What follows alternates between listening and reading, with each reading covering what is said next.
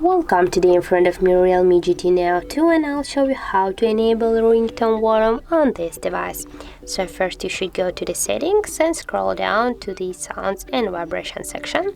Here as can you see we got the ringtone section.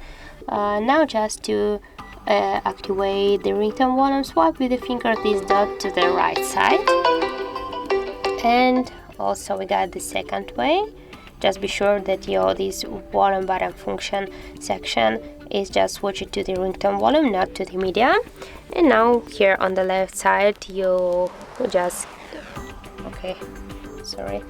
I'll just turn off the ringtone volume, and here when you will just press your up volume button, you just can also enable your ringtone volume. Also the third way, here when you will just press on your down or up volume button, this doesn't matter, you will see this two dots icon, go there and just swipe with your finger here to the up, and also you can enable your ringtone volume. So that's how it looks. If you found this video helpful, leave like, comment and subscribe our channel.